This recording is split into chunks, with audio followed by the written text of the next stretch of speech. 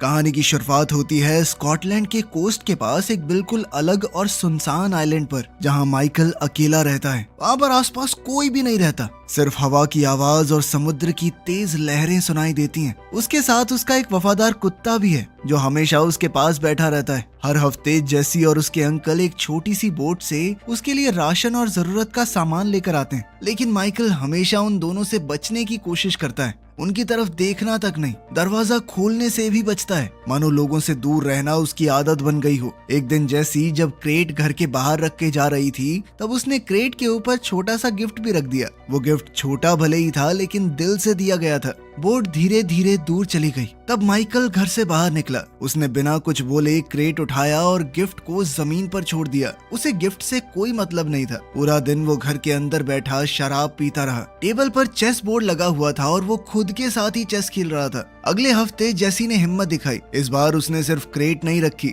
बल्कि दरवाजे पर नॉक भी किया। माइकल ने गुस्से में दरवाजा खोला, क्रेट को पकड़ा और तुरंत दरवाजा बंद करने लगा, लेकिन जेसी ने अपना पैर दरवाजे के बीच में अड़ा दिया। उसने फिर से वो तोहफा उसकी तरफ बढ़ाया और पूछा कि आप कभी हेलो क्यों नहीं बोलते? आप हमेशा हमसे दूर क्यों रहते हो? माइकल ने कोई जवाब नहीं दिया। उसने जेसी के पैर को जोर से हटाकर दरवाजा बंद कर दिया। जेसी ने जोर से कहा कि मैं तुमसे डरती नहीं हूँ। फिर वो वापस बोट की तरफ चली गई। गिफ्ट फिर से दरवाजे पर ही पड़ा रह गया। बोट पर उसके अंकल को मौसम का अलर्ट मिला। तेज तूफान आने वाला था। आसमान धीरे धीरे काला होने लगा। हवा तेज चलने लगी। समुद्र की लहरें अब बहुत ज्यादा खतरनाक हो गई थी। जेसी बड़ी मुश्किल से अपनी छोटी सी बोट में चढ़ी और उसे चलाने लगी, लेकिन लहरें इतनी तेज थी कि उसका चप्पू पानी में गिर गया। उसके अंकल ने चप्पू को पकड़ने की कोशिश की, लेकिन लहरों की वजह से उनकी बोट भी पूरी उलट गई। आइलैंड पर कुत्ता खिड़की के पास खड़ा होकर रोने जैसी आवाजें निकालने लगा। तब माइकल का ध्यान बाहर गया। उसने देखा कि समुद्र में कुछ गलत हो रहा है। वो तुरंत बाहर दौड़ा। भागते वक्त उसने गलती से गिफ्ट को लात मार दी।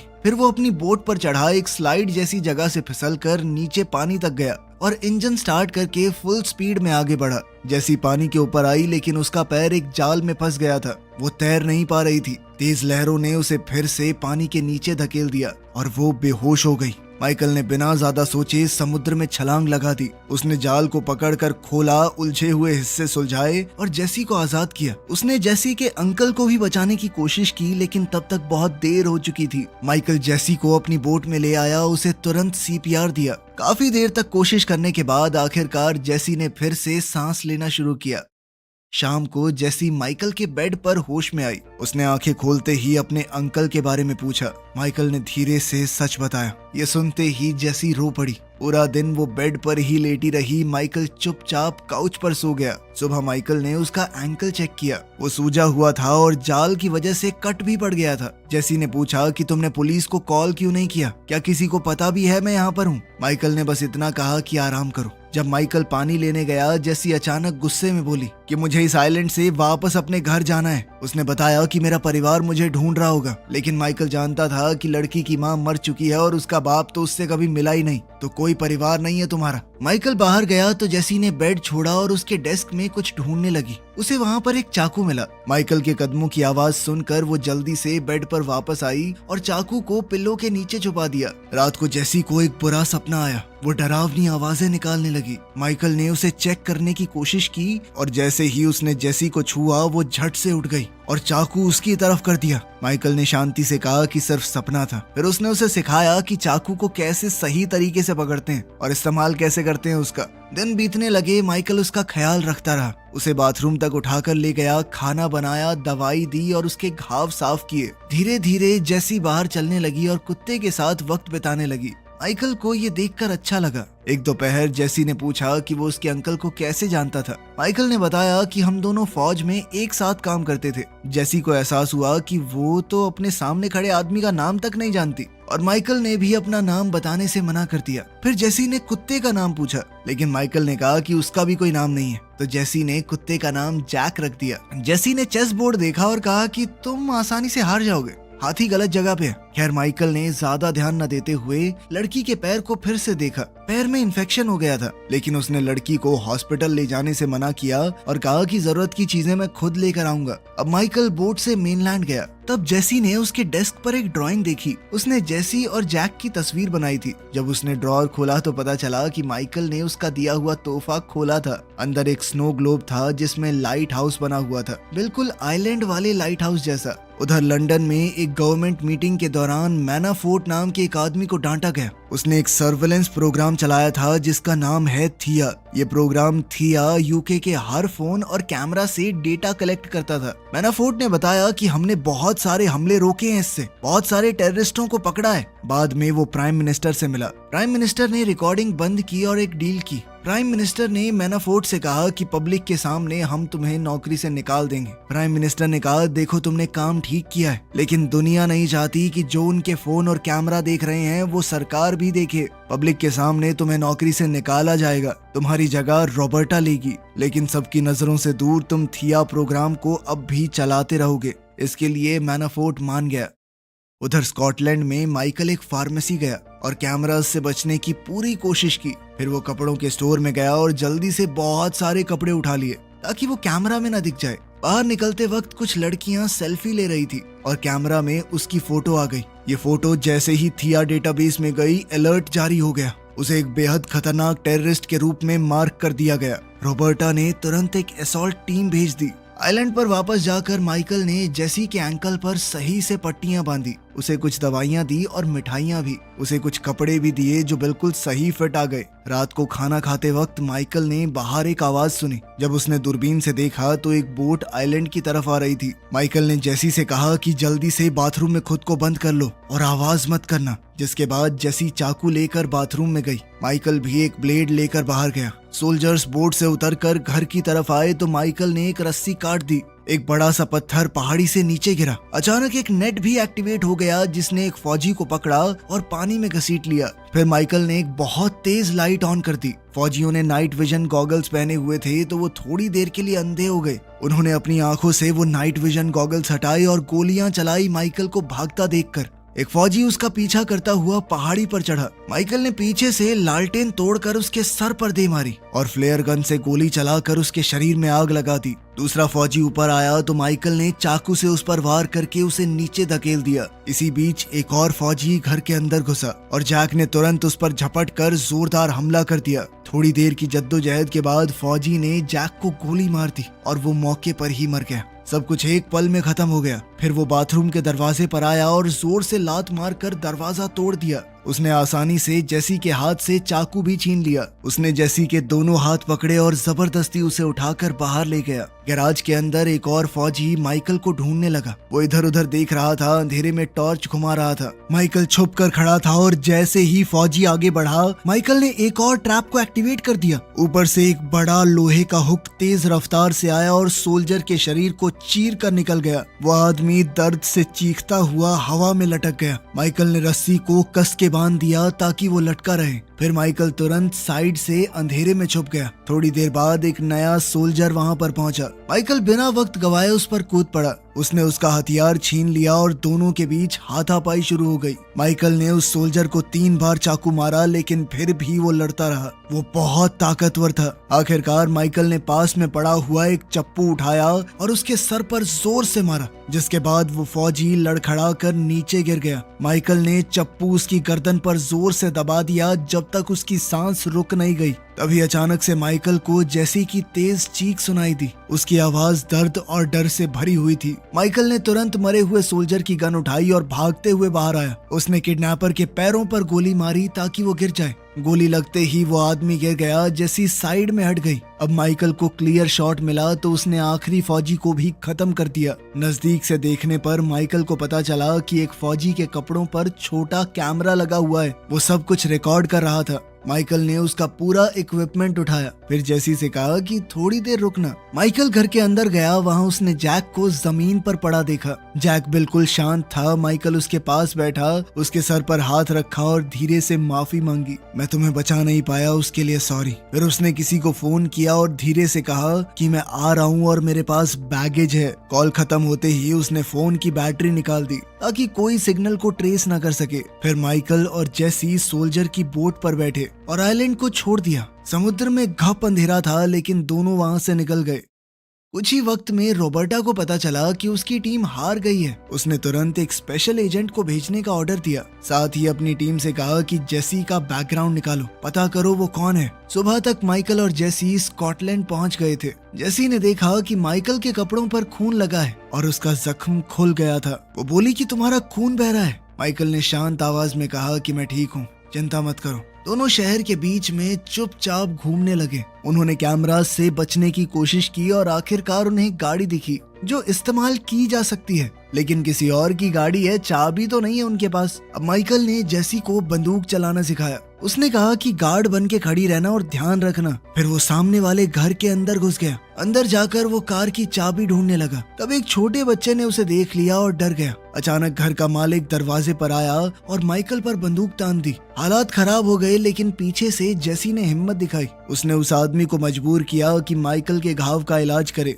इसी बीच रॉबर्टा की टीम का एक टेक्नीशियन बोला कि जो टेररिस्ट प्रोफाइल पहले दिखा था वो नकली है। किसी ने सिस्टम के अंदर ये प्रोग्राम किया था कि एक खास चेहरा कैमरे पर आए तो अलर्ट दिखे। कोड खुद ब खुद डिलीट हो जाता है। जब उसे कुछ गड़बड़ लगी तो टेक्नीशियन ने थोड़ी छानबीन की। अब स्क्रीन पर माइकल की असली प्रोफाइल आई। लिखा था कि वो तो एक लड़ाई में मारा गया। रॉबर्टा ने कहा कि कोई हमें अपने ही लोगों को मारने पर मजबूर कर रहा है। टेक्नीशियन ने उसकी मिशन फाइल खोलने की कोशिश की, लेकिन कंप्यूटर ने मैसेज दिया कि ये फाइल मौजूद ही नहीं है। तभी सिस्टम ने स्कॉटलैंड से 911 का एक कॉल पिक किया। एक लड़का रो रहा था, ये कहते हुए कि उसके पापा को एक आदमी और लड़की ने पकड़ लिया है। रॉबर्टा ने तुरंत नई टीम भेजी और साथ में पहले वाले एजेंट को भी भेजा। उधर मैनाफोर्ट अपने सॉफ्टवेयर से सब कुछ देख रहा था। उसने रिकॉर्डिंग चेक की और शॉक हो गया कि माइकल जिंदा है। जब उसने सुना कि रॉबर्टा एक खास एजेंट को भेज रही है, उसने उस एजेंट को पहले कांटेक्ट किया और कहा कि ये ब्लैक ऑपरेशन है, तुम सिर्फ मुझे रिपोर्ट करोगे।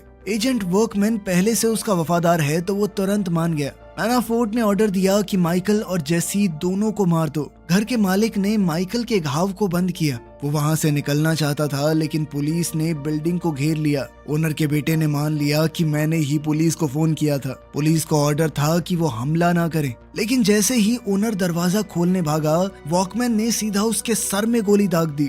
माइकल ने सही वक्त पर लड़के को रोक लिया, वरना वो भी मारा जाता। वर्कमैन ने पुलिस की गाड़ियों पर लगातार गोलियां चलाकर उन्हें तोड़ दिया। वहीं माइकल और जेसी पीछे के दरवाजे से भागने लगे, लेकिन तभी दो पुलिस वाले सामने आ गए। माइकल अकेला दोनों से भिड़ गया और कुछ ही सेकंडों में दोनों को बेहोश कर दिया। तीसरा पुलिस वाला बाहर आया तो माइकल ने सीधा एक मुक्का मार के उसे भी गिरा दिया। उसने पुलिस वाले के हथियार भी उठा लिए। बाकी पुलिस वाले जब रोकने के लिए आए तो माइकल ने पेपर स्प्रे और टेजर से सबको गिरा दिया। आखिरी पुलिस वाले ने तो लड़ने की कोशिश भी नहीं की। माइकल ने उससे सीधा चाबी ले ली। अब दोनों पुलिस की गाड़ी में बैठकर भागने लगे। बाहर निकलते वक्त माइकल से कुछ गाड़ियां टकरा गई, लेकिन वो फिर भी बचकर निकल गया। रॉबर्टा कैमरास पर सब कुछ देख रही है। उसने वर्कमैन को कॉल करने की कोशिश की, लेकिन उसने अपने कम्युनिकेशन डिवाइस बंद कर दिए थे। वर्कमैन पुलिस कार का पीछा करने लगा। उसने अपनी गाड़ी से उनकी कार को टक्कर मारी। माइकल ने स्पीड बढ़ा दी तो वर्कमैन ने गोली चलाई।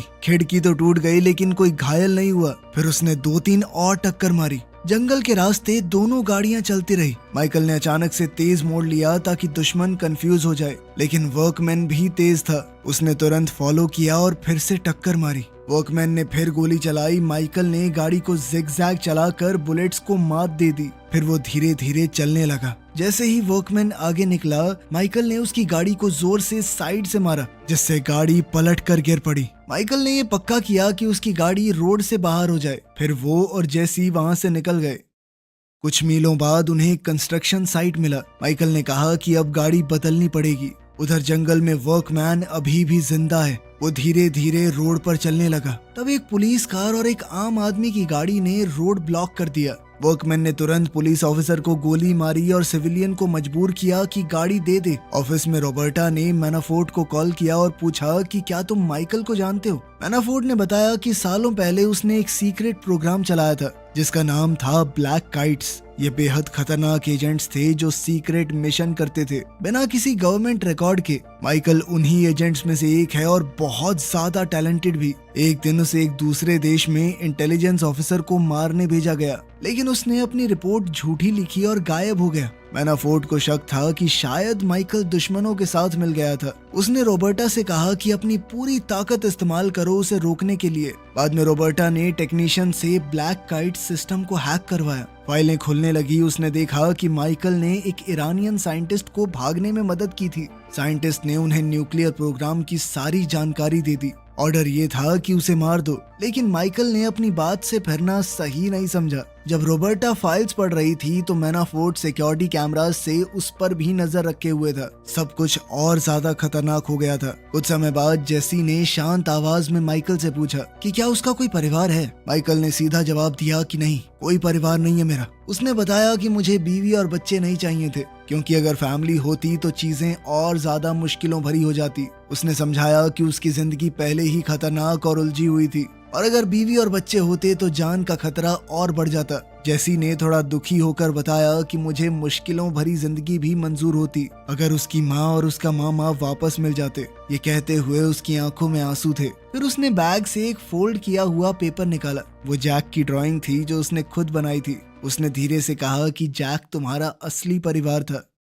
थोड़ी देर सफर करने के बाद दोनों अगले शहर पहुंच गए। वहां पहुंचकर दोनों ने अपने सिर झुका लिए और सीधा चलने लगे ताकि सिक्योरिटी कैमरास उनके चेहरे को रिकॉर्ड न कर सकें। वो हर तरफ देखकर चल रहे थे, लेकिन तभी एक कार वहां से गुजरी जिसके अंदर डैश कैम लगा हुआ था और उस कैमरे में उनका चेहरा कैप्चर हो गया। कुछ ही देर में मैनाफोर्ट को उनकी एग्जैक्ट लोकेशन का पता चल गया। मैनाफोर्ट ने वीडियो फुटेज को एडिट किया। उसने वीडियो में से माइकल और जेसी को गायब करवा दिया ताकि कोई भी उन्हें ना देख पाए। फिर उसने उनकी लोकेशन के कोऑर्डिनेट तुरंत वर्कमैन को भेज दिए। माइकल और जेसी एक लोकल चर्च के अंदर गए, जहां माइकल अपने पुराने दोस्त आर्थर से मिला। आर्थर ने बिना सवाल किए उन्हें अपनी कार में बैठाया और जंगल के बीच अपने घर ले गया। घर शहर से दूर पेड़ों के बीच शांत जगह पर था। किचन में जेसी ने कुछ अजीब सी दवाइयां देखी। बॉटल्स और स्ट्रिप्स देखकर उसे लगा कि ये सीरियस बीमारी की दवा है। इधर आर्थर ने माइकल को बताया कि जब वो गवर्नमेंट की जॉब छोड़ रहा था तब उसने थिया सिस्टम बनाने में मदद की थी। उसके पास अभी भी सॉफ्टवेयर की एक कॉपी पड़ी है।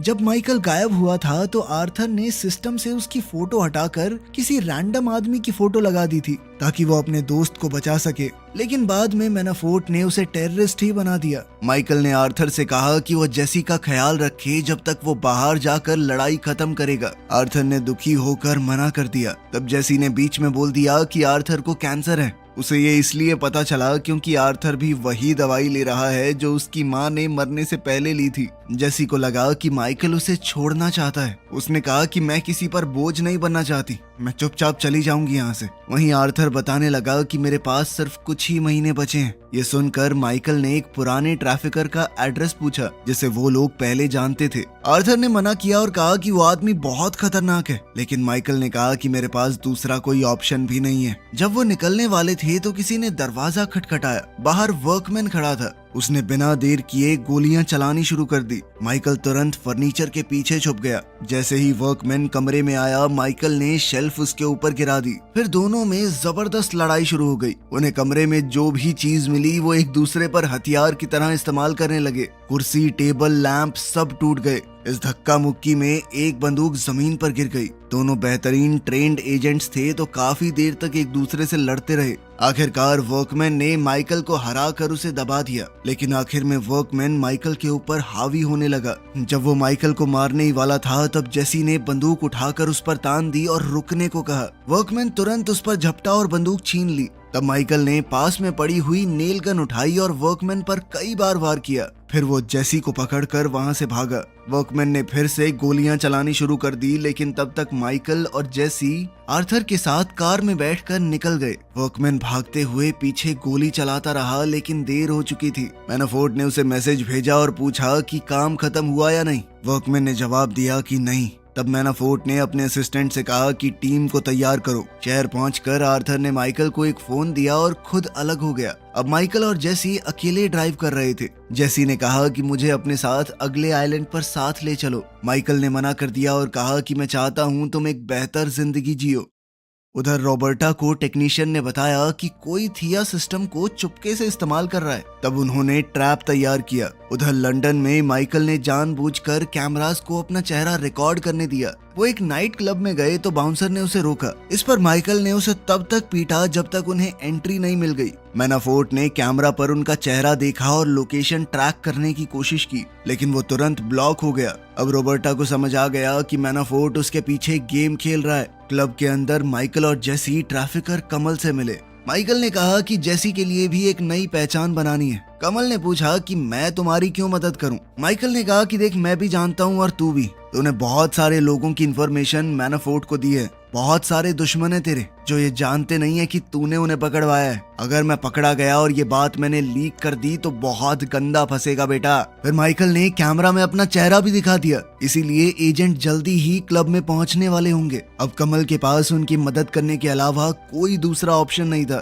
थोड़ी देर में पेपर रेडी हो गए। बोट 30 मिनट में निकलने वाली है। दोनों क्लब से निकलने लगे, लेकिन मैनाफोर्ट की टीम वहां पहुंच चुकी थी। माइकल ने एक आदमी पर हमला करके उसे गिरा दिया और उसकी बंदूक छीनकर उसे गोली मार दी। तेज बजते म्यूजिक की वजह से किसी को पता नहीं चला। फिर माइकल ने एक टूटे हुए ग्लास से दूसरे एजेंट को भी मार दिया, लेकिन फिर जब तीसरे एजेंट को उसने गोली मारी तो लोगों को शक होने लगा। जेसी और माइकल बाथरूम कॉरिडोर की तरफ भागे, लेकिन वहां भी एक एजेंट मिल गया और शूट आउट शुरू हो गया। माइकल ने दुश्मन का ध्यान हटाकर जेसी को वापस क्लब में खींच लिया। वहां एजेंट्स ने उसे घेर कर पीटना शुरू कर दिया। जेसी मदद करने आई, लेकिन एक आदमी ने उसे गिरा दिया। माइकल ने तुरंत उस आदमी को गोली मारी और अब क्राउड पैनिक में भागने लगा। हंगामे में एक एजेंट ने मौका पाकर जेसी को किडनैप कर लिया। उधर माइकल ने आर्थर को फोन किया। आर्थर सिक्योरिटी कैमरास से किडनैपर को फॉलो कर रहा था और वो लगातार बता रहा था कि किस तरफ जाना है। जैसे ही जेसी को एक वैन के पीछे फेंका गया, उसी वक्त रॉबर्टा की टीम भी पहुंच गई और रोड को ब्लॉक कर दिया। माइकल को लगा कि वो भी दुश्मन है। उसने कुछ फौजियों को पीटकर रास्ता खोला और भागता रहा। वैन मिलते ही मैनाफोर्ट के एजेंट्स ने उसे घेर लिया। माइकल ने एक एक करके सबको गिरा दिया और जेसी तक पहुंच गया। तभी वर्कमैन वहां आया, लेकिन तब तक दोनों ने एक बाइक चुरा ली और भाग गए। समुद्र के किनारे बने प्लेटफॉर्म पर जेसी रो रही थी। वो माइकल के बिना नहीं जाना चाहती। तभी अचानक गोली की आवाज आई। माइकल ने जेसी को बोट पर धक्का दिया और उसे सेफली वहां से निकाल दिया। इसके बाद माइकल और वर्कमैन ने एक दूसरे पर गोलियां चलाई जब तक गोलियां खत्म नहीं हो गई। फिर दोनों अपने हाथों से लड़ने लगे। पाइप और चेन से अटैक किया। वर्कमैन माइकल का गला घोटने लगा, लेकिन माइकल ने उसे नीचे गिरा दिया और चेन से कई बार मारा। आखिर में उसने चेन को पाइप पर लपेटकर वर्कमैन के सर पर जोरदार वार किए और उसे मार डाला। कुछ समय बाद अपने बड़े घर में मैनाफोर्ट ने खिड़की से बाहर देखा। 2 गार्ड जमीन पर मरे पड़े थे। जब वो मुड़ा तो माइकल कमरे में खड़ा था। दोनों ब्लैक काइट प्रोजेक्ट पर बहस करने लगे। आखिर में माइकल ने सीधी गोली उसके सर में दाग दी। 3 महीने बाद स्पेन में जेसी एक नई जिंदगी शुरू कर चुकी थी। रॉबर्टा और उसकी टीम उसे दूर से देख रही थी, इस उम्मीद में कि कभी तो माइकल वापस आएगा। जेसी एक कैफे में बैठकर किताब पढ़ रही थी। तब कैमरा थोड़ा हिल गया और रॉबर्टा जेसी को देख नहीं पा रही थी। वेट्रेस ने एक बैग लाकर जेसी को दिया और अंदर एक चेस का पीस था। रोड के उस पार माइकल था जो आखिरकार उसे लेने आया था। वीडियो पसंद आई तो लाइक कर देना, चैनल को सब्सक्राइब कर लेना। मिलते हैं अगली वीडियो में।